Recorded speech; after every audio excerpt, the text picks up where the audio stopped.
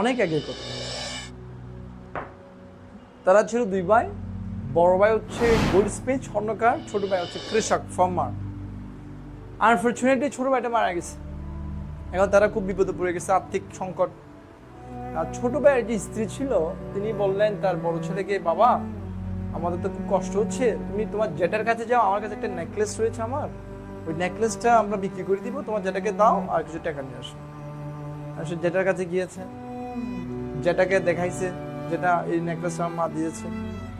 যেটা দেখলো, বলছে ঠিক আছে বাবা এটা রাখো, তোমরা বিক্রি করিও না, তুমি আমার এখানে বরং চাকরি করো, আমি তোমাকে মাসে মাসে টাকা দিব, তাহলে তুমি ভালো করে চলতে পারবা। তখন ছেলেটা যেটার কথা শুনে সেটা বিক্রি করলো না, বা সেটা বিক্রি আসলো এবং সে যেটার উপরে চাকরি করতে লাগলো। বছর দুয়েক পরে যেটা বললো, বাবা তোমার যে একটা নেকলেস বিক্রি করতে এনেছিলে না প্রথমবার, ওটাকে নিয়ে আসো তো। সেটা নিয়ে আসছে। এবার যখন সে আনছে তার মাথা তো নিচু হয়ে গেছে।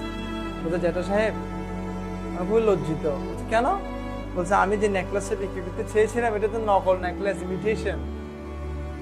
তখন যেটা হাসতেছে, যেটা বলছে এটা তো আমি 2 বছর আগে জানতাম যে এটা নকল, আমি জেনেও তোমাদেরকে কিছু বলি নাই।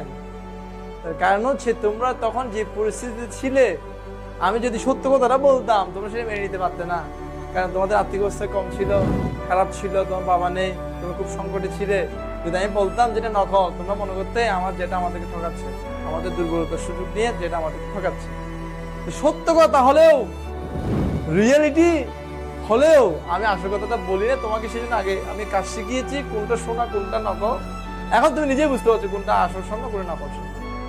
তো গল্পটা লেসন হচ্ছে সবসময় সত্য কথা যখন তখন যাকে তাকে যে কোনো অবস্থায় বলা যায় না। আপনি যাকে বলছেন তার পরিস্থিতি কেমন, তার গ্রহণযোগ্যতা কেমন, তার স্থিতি কেমন, সেটা যদি না বুঝে যদি সত্য কথাও বলেন সেটা গ্রহণ করতে পারবে। সেটা একটু সময় দিতে হবে, ওর স্থিতি বা ওর চেতনা যত উন্নত হবে তখন সে বুঝতে পারবে। সত্য সবসময় অ্যাকসেপ্টেবল না, যখন তখন যাকে তাকে বলা গেলেও এটা সবাই সুন্দরভাবে অ্যাকসেপ্ট করতে পারে না। ওকে, বাই।